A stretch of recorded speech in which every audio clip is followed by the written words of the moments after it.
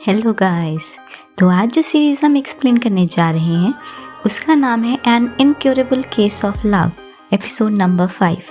Episode 5 की शुरुआत में दिखाया जाता है साकुरा डॉक्टर तेंदो को बताती है कि हो सकता है डॉक्टर तेंदो ने हज़ारों केसेस किए हों, लेकिन ये उसकी पहले ही केस थी और वो कहती है उसे पता नहीं कि इस केस का मतलब क्या था। तो डॉक्टर तेंदो उसे बताते हैं कि वो दोनों ऑफिशियली डेट कर रहे हैं और वो अपने अपार्टमेंट में चले जाते हैं। साकुरा हैरानी से देखती रहती है और वो भी अपने अपार्टमेंट में फिर चली जाती है। तभी दोबारा डॉक्टर तेंदो आते हैं और उसके डोर के ऊपर नॉक करते हैं। साकुरा काफ़ी नर्वस हो जाती है डॉक्टर को देखकर। तो डॉक्टर तेंदो उसे बताते हैं कि साकुरा जो है उनके रिलेशनशिप के बारे में किसी को भी रिवील ना करे उनकी वर्क प्लेस में, और साथ ही में उसे बताते हैं कि हमेशा वो डॉक्टर तेंदो को देख के मुस्कुराती ना रहे और वो प्रोफेशनली बिहेव करे।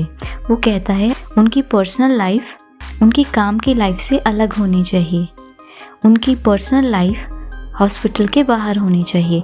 तो साकुरा जो भी डॉक्टर तेंदो कहते हैं उस पर एग्री कर जाती है। अगले दिन का सीन दिखाया जाता है हॉस्पिटल का, जहाँ पर साकुरा बहुत ही प्रोफेशनली काम करती है, जिससे डॉक्टर तेंदो काफ़ी ज़्यादा सरप्राइज़ होते हैं। साकुरा के कोवर्कर्स साकुरा को बताते हैं कि जब उसे हॉस्पिटल लाया गया था तो डॉक्टर तेंदो बहुत ही चिंतित थे, और साथ ही में वो पूछते हैं कि क्या उसके और डॉक्टर तेंदो की रिलेशनशिप में कुछ फ़र्क आया। तो साकुरा सबको बताना तो चाहती थी, लेकिन वो बता नहीं पाती क्योंकि डॉक्टर तेंदो ने उसे छुपाने के लिए कहा था। अगले ही सीन में दिखाया जाता है नेगिशी का बेटा जो कि हेड नर्स थी, वो वहाँ पर आता है, जिसका नाम शिंतो होता है। वो एक प्रोफेशनल ई गेमर था, लेकिन वो अचानक ही कोलैप्स हो जाता है क्योंकि उसके हार्ट के रिदम में कुछ एबनॉर्मेलिटी आ गई थी। तो शिंतो को एब्लेशन की ज़रूरत थी, तो जिससे साकुरा खुद को हेल्प करने को डॉक्टर तेंदो को कहती हैं। तो डॉक्टर तेंदो उसे इस प्रोसेस में असिस्ट करने के लिए कहते हैं। तो दिखाया जाता है साकुरा इसके लिए बहुत ज़ोरों शोरों से पढ़ाई करती है और साथ ही में वो हर एक एब्लेशन को अटेंड करती है और उनको अच्छे से देखती है जो कि दूसरे पेशेंट्स पे हो रही होती है। क्योंकि वो नई होती है तो वो इसका फर्स्ट टाइम होता है कि किसी भी प्रोसेस में असिस्ट करना। तो हेड नर्स जो हैं बहुत ज़्यादा कंसर्न्ड हो जाती हैं इसके बारे में। तो वो डॉक्टर तेंदो के पास जाती हैं और उन्हें कहती हैं कि इस प्रोसेस के लिए वो कोई ज़्यादा सूटेबल नर्स को रखें जो कि ज़्यादा एक्सपीरियंस हो। हेड नर्स कहती हैं कि मुझे ऐसी रिक्वेस्ट नहीं करनी चाहिए, लेकिन वो कहती हैं कि शिंतो मेरा इकलौता बेटा है और वो बिल्कुल भी सहन नहीं कर पाएंगी अगर उसे कुछ हो जाता है। साथ ही में बहुत ही ज़्यादा गिल्टी फील करती हैं क्योंकि वो अकेली ही मदर होती हैं जो उसका ख्याल रख रही होती हैं। और साथ ही में वो ये भी बताती हैं कि साकुरा जो है वो डिस्ट्रैक्ट हो जाती है जब भी डॉक्टर तेंदो उसके आसपास होते हैं। तो ये सब बातें डॉक्टर किशुगी सुन लेते हैं। वहीं दिखाया जाता है कि हेड नर्स मारिको सबको ड्यूटी बताना शुरू कर देती हैं। तो वो अपने बेटे शिंतो की एब्रेशन जो है वो कुमी और मायू को दे देती हैं। तो साकुरा बहुत ही ज़्यादा सरप्राइज हो जाती है क्योंकि उसने सोचा था कि वो एब्लेशन को असिस्ट करने वाली हैं। तो साकुरा हेड नर्स मारिको के पास जाती है और पूछती है कि उसे ये टास्क क्यों नहीं दिया गया। तो मारिको कहती है कि डॉक्टर तेंदो का डिसीजन है, जो कि उन्होंने झूठ बोला होता है।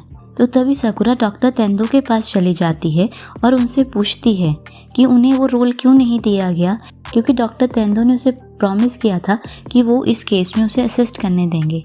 तो डॉक्टर तेंदो साकुरा की तरफ देखते हैं जो कि बिल्कुल भी अपने इमोशंस को कंट्रोल नहीं कर पा रही होती है। साकुरा बोलती ही रहती है और इवन वो ये भी बोल देती है कि डॉक्टर तेंदो को लगता है कि क्या वो डिस्ट्रैक्ट होगी जब भी वो उसके साथ होगी।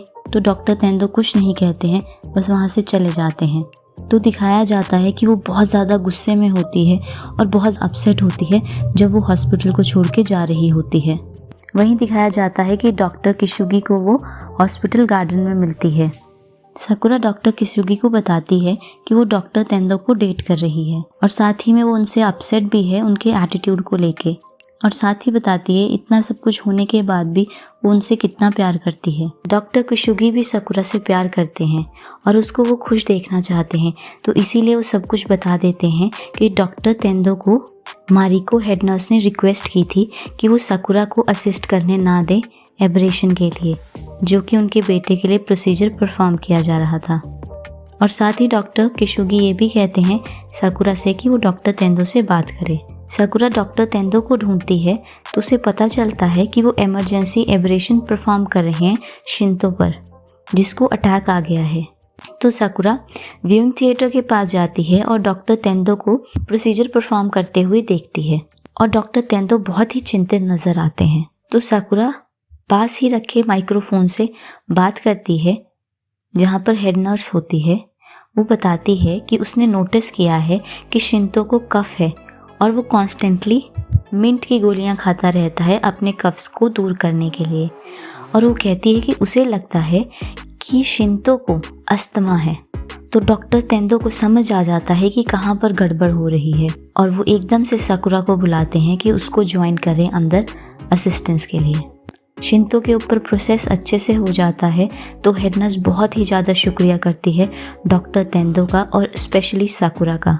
और साथ ही साकुरा को कहती है कि वो शिंतो की मदर होने के बाद भी उसने ये चीज़ नोटिस नहीं की। तभी दिखाया जाता है शेड्यूलिंग पीरियड का दिन आता है नर्सेस के लिए, जिस दिन नर्सेस को बताया जाता है कि कौन सा दिन उन्हें ऑफ मिलेगा। तो वहीं हेड नर्स मारिको साकुरा से पूछती है कि उसे कौन सा दिन ऑफ चाहिए, तो साकुरा इसके बारे में ज़्यादा बॉदर नहीं करती है और वो कहती है कि वो हॉस्पिटल में ही रहेगी ताकि वो ज़्यादा से ज़्यादा सीख सके और याद कर सके। तो तभी अचानक से एक आवाज़ सुनाई देती है जो कि डॉक्टर तेंदो की आवाज़ होती है, जो कि हेड नर्स को इंस्ट्रक्ट करते हैं कि साकुरा के कैलेंडर में 8th दिन जो है वो फ्री रखें, वो उसको खाने पे ले जा रहे हैं। तो सारे के सारे हैरान हो जाते हैं। तो डॉक्टर तेंदो जाते हैं और साकुरा के सिर के ऊपर पैट करते हैं और कहते हैं कि वो उनकी गर्लफ्रेंड है।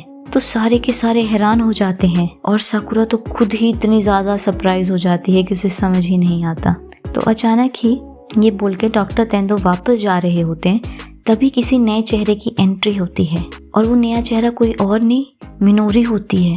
लेकिन मिनोरी तो मर चुकी है। तो इसी के साथ एपिसोड 5 की समाप्ति होती है।